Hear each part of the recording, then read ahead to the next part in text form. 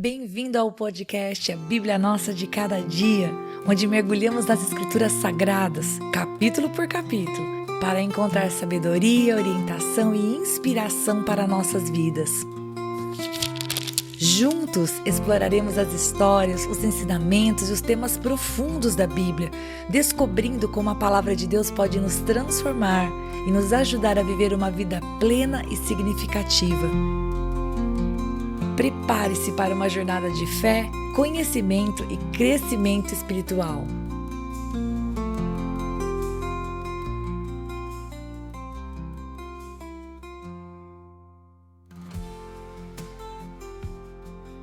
Nós vamos meditar em Levítico capítulo 1, um capítulo curto, apenas 17 versículos. Eu acredito que esse episódio também será curto, portanto.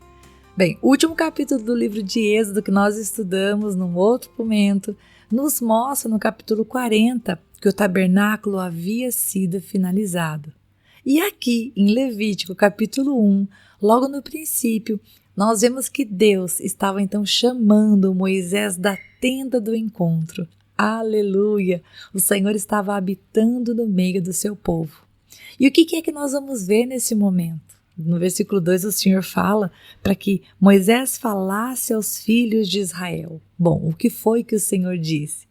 Nós vamos ver nesses primeiros capítulos, do capítulo 1 até o capítulo 7, 5 ofertas mencionadas. A do holocausto, a oferta de manjares, a oferta pacífica, a oferta pelo pecado e a oferta pela culpa. Fora aquela outra oferta que é mencionada no capítulo 7, verso 32 e também a libação, que aparece no capítulo 23, verso 13. Então, neste capítulo, o Senhor vai falar sobre uma oferta chamada holocausto. E qual é esta oferta que o Senhor pede que Moisés ensine ao povo? Bem, o holocausto, ou oferta queimada, é uma oferta em que toda a oferta era queimada. Isso mesmo, toda oferta, exceto o sangue.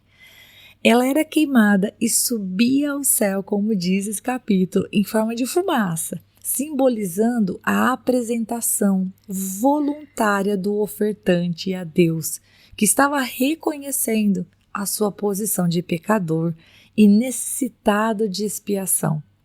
Olha só, qualquer pessoa do povo, qualquer pessoa, gente, podia se achegar diante de Deus, o mais pobre ou o mais rico, e oferecer um holocausto como devoção, como consagração, mostrando o quanto ele precisava de Deus, o quanto ele desejava estar na presença de Deus, mas entendia que ele, por ele mesmo, não podia chegar. Era necessário que um sangue fosse derramado.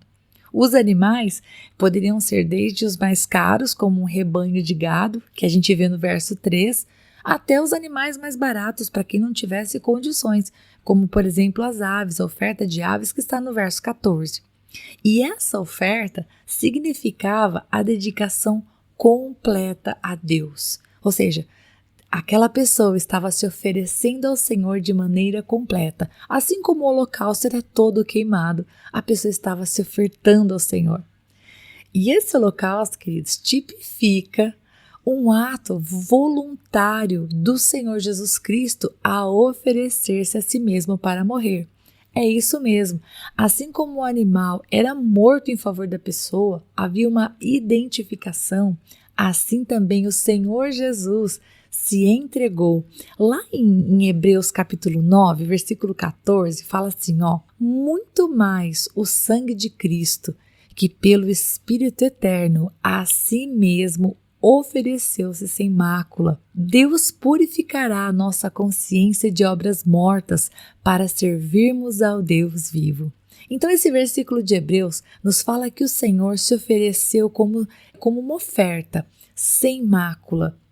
Lá em 1 Pedro também aparece falando essa expressão, sem mácula. 1 Pedro 1,19 vai dizer, mas pelo precioso sangue de Cristo, como de um cordeiro sem defeito e sem mácula. Ou seja, é com certeza uma referência ao que nós vemos aqui em Levítico, porque se você vai no verso 3, por exemplo, você vê que a oferta do rebanho deveria ser o quê? um macho sem defeito. No versículo 10, quando fala do gado miúdo, que eram os carneiros ou os cabritos, também está falando de um macho sem defeito. Assim como o animal de Levítico, a oferta do holocausto, era dada diante de Deus com um animal sem defeito, assim também o Senhor Jesus, que foi oferta pelo nosso pecado, se ofereceu sem mácula e sem defeito. E a morte de um animal no lugar do ofertante enfatizava o quê? Enfatizava aquilo que a gente vê lá em Romanos 6:23, que o salário do pecado é a morte. E aquele sangue que era aspergido era um sinal de que a vida havia sido oferecida. A vida daquele animal, aquele sangue derramado, vamos dizer assim, cobria o pecado daquele pecador e aquele pecador se tornava aceito. Da mesma forma, eu imagino que você já esteja entendendo qual é a mensagem desse capítulo. Da mesma forma, o cristão, nós devemos oferecer a nossa vida como um sacrifício. Como a gente viu lá em Hebreus 9:14, ele se ofereceu como que sem mácula, para quê? Para nos purificar a consciência das obras mortas e para que a gente pudesse servir ao Deus vivo. Portanto, nós como cristãos também devemos nos oferecer como um sacrifício vivo. Aliás, se você é um leitor da palavra, você deve se lembrar de Romanos 12, versículo 1 e 2. Quando a gente fala de sacrifício vivo, a gente pensa imediatamente nesse versículo e nesse capítulo. E lá está escrito assim, caso você não conheça. Portanto, irmãos, pelas misericórdias de Deus, peço que ofereçam o seu corpo como sacrifício vivo, santo e agradável a Deus. Este é o culto racional de vocês. E não vivam conforme os padrões deste mundo, mas deixem que Deus os transforme pela renovação da mente, para que possam experimentar qual é a boa, a agradável e perfeita vontade de Deus. E Paulo, aqui em Romanos, está dizendo que nós deveríamos oferecer o nosso corpo como um sacrifício vivo, porque significa que nós estamos diante de um Deus vivo que nos aceita para que a gente possa se esvaziar diante dele e ser cheios da presença dele, para que possamos experimentar a boa, agradável e perfeita vontade de Deus. É quando nós nos enchemos da palavra do Senhor e compreendemos quem é o Senhor que nós podemos viver verdadeiramente todas as situações da nossa vida à moda de Deus. Porque sim, temos momentos fáceis e momentos difíceis, mas em todos eles a gente precisa se apegar ao Senhor. Hoje de manhã, enquanto nós estávamos tendo tempo em família, nós estávamos falando de algumas coisas da nossa casa e a gente faz essas reuniões de vez em quando aqui em casa para conversar nós quatro e nós mencionamos José. José, ele, independentemente de qualquer momento que estivesse vivendo na vida dele, ele tinha o coração dele no Senhor e, portanto, seja sendo traído pelos irmãos, seja no fundo do poço, seja como escravo, seja como injuriado, ele estava lá, firme diante de Deus, e foi por isso que ele pôde um dia se tornar governador do Egito, porque no coração dele, ele estava ali como uma oferta viva, realmente entregue diante do Senhor, dependendo de Deus e sabendo que a despeito das circunstâncias, o Senhor era com ele. Mas ok, vamos terminar esse episódio? Bem, ao realizar essa oferta, o holocausto, o homem que desejava ser aceito diante do Senhor, ele deveria fazer o quê? Colocar a mão sobre a cabeça do animal. E esse ato de colocar a mão sobre a cabeça do animal servia para quê? Para indicar que aquele animal estava sendo entregue em favor dele como um substituto. E então, os seus pecados eram expiados. É o que a gente vê lá no verso 4. Parece que é muito fácil a gente relacionar com Jesus, não é verdade? Jesus também morreu no nosso lugar como um substituto para que nós não precisássemos morrer na cruz. Ele nos deu vida quando nós ainda éramos pecadores. E nos versos 9, 13 e 17 tem uma expressão aí que diz que a oferta ela subia como um aroma agradável ao Senhor. Em outras palavras, aquilo trazia prazer para Deus, aquilo agradava o coração de Deus.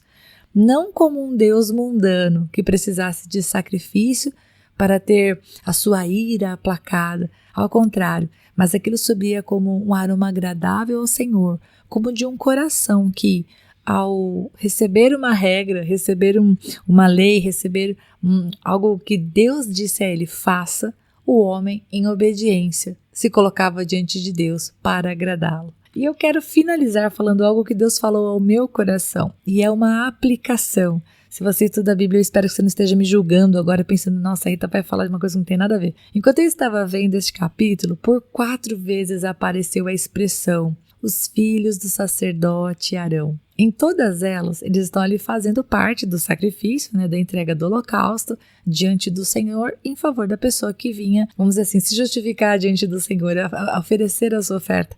E o que chamou a minha atenção é porque os filhos de Arão estavam servindo junto com ele. Deus havia chamado eles, da família de Levi, da tribo de Levi, para servir o Senhor neste ofício. E eu apliquei isso para a minha vida de que maneira? Pensando que Arão estava lá, fazendo a vontade de Deus, junto com os seus filhos. E eu não sei se você é pai ou mãe e está ouvindo este podcast, ou se você é uma tia que tem um sobrinho, uma sobrinha que você ama muito, e você serve ao Senhor de alguma maneira, seja numa obra social que enfim, serve a comunidade, num hospital, em uma casa de reabilitação, uma casa de idosos, ou se você tem um ministério dentro da igreja, ou se você faz sopa para entregar em alguma comunidade, o que quer que seja que você faça para o Senhor, para as pessoas, mas faz isso para agradar o coração de Deus, Você faz isso em nome de Jesus, ou se você serve no ministério, você vai entender o que eu vou te dizer agora. É muito grato ao nosso coração quando o Senhor nos dá a alegria de servi-lo, tendo os nossos filhos conosco. Entendeu a aplicação? Quando eu estava lendo esse capítulo, eu pensei na graça que nós podemos fazer a obra de Deus, tendo os nossos filhos conosco. E eu espero que você tenha este prazer, que você tenha este presente, e que se você ainda não tem, que em nome de Jesus, os teus filhos, os teus sobrinhos, aqueles a quem você ama que estão perto de você, inclinem o coração deles para o Senhor, e você possa ter a alegria de falar, não, eu e minha casa servimos ao Senhor. Deus abençoe muito você, nós vamos ficar por aqui, até o próximo podcast, se Deus quiser.